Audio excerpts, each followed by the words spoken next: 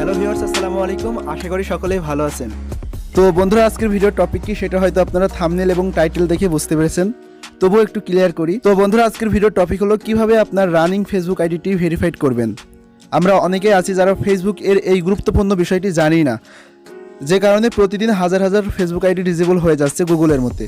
আর তাই Facebook ID verified না করলে আপনার প্রিয় ফেসবুক আইডিটিও হারাতে পারেন হঠাৎ করেই। তো বন্ধুরা, আশা করি আজকের ভিডিওটি দেখলে অবশ্যই আপনারা আপনাদের প্রিয় ফেসবুক আইডিটি ভেরিফাইড করতে পারবেন এবং আপনাদের এই হঠাৎ করে ফেসবুক ডিজেবল হওয়ার হাত থেকে বাঁচাতে পারবেন আপনার প্রিয় আইডিটি। তো যারা আমাদের চ্যানেলে নতুন আছেন চাইলে সাবস্ক্রাইব করে আমাদের সাথেই কানেক্টেড থাকতে পারেন, আর যদি অলরেডি সাবস্ক্রাইব করে থাকেন থ্যাংক ইউ সো মাচ। তো বন্ধুরা, চলুন ভিডিওটি শুরু করা যাক।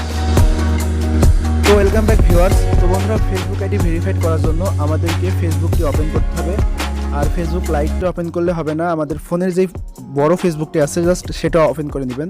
তো আমি আমার ফোনের ডিফল্ট যে অ্যাপ্লিকেশনটি আছে ফেসবুক, সেটা ওপেন করে নিচ্ছি।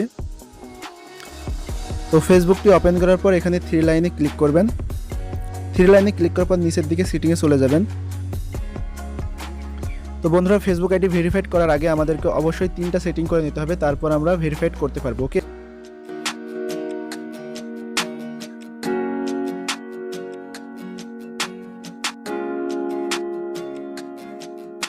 তো বন্ধুরা, এই 3টা সেটিং করার জন্য অবশ্যই পাসওয়ার্ড অ্যান্ড সিকিউরিটি এখানে ক্লিক করবেন।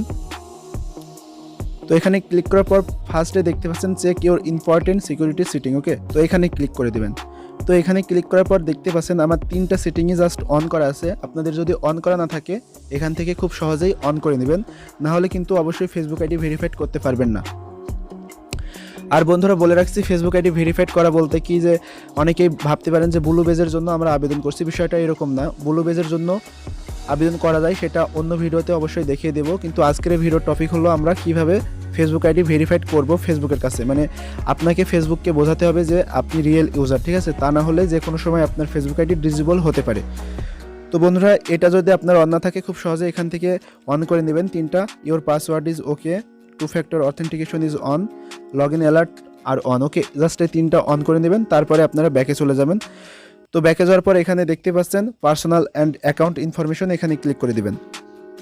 তো বন্ধুরা, এখানে ক্লিক করার পর এখানে অনেকগুলো অপশন পেয়ে যাবেন। এর ভিতরে আইডেন্টিফাই কনফার্মেশন এখানে ক্লিক করবেন। তো ফ্রেন্ডস, আপনারা কনফার্ম ইউর আইডেন্টি এখানে ক্লিক করে দিবেন। তো এখানে ক্লিক করার পর 2টা অপশন পেয়ে যাবেন, প্রোটেক্ট ইউর অ্যাকাউন্ট। তো এখানে ক্লিক করলে দেখতে পারবেন 2 ফ্যাক্টর অথেন্টিকেশন ইজ অন, যেটা আমি একটু আগে দেখাইলাম। তো অবশ্যই এটা আপনার অন না থাকলে অন করে নেবেন। ওকে। তো বন্ধুরা, আবার কনফার্ম ইউর আইডেন্টি এখানে ক্লিক করবেন। তো এখানে ক্লিক করার পর এখানে running ads about social issue এখানে ক্লিক করবেন। তো এখানে ক্লিক করার পর অবশ্যই আপনার কান্ট্রিটি সিলেক্ট করতে হবে। তো এখান থেকে আমি বাংলাদেশটি সিলেক্ট করে দিচ্ছি।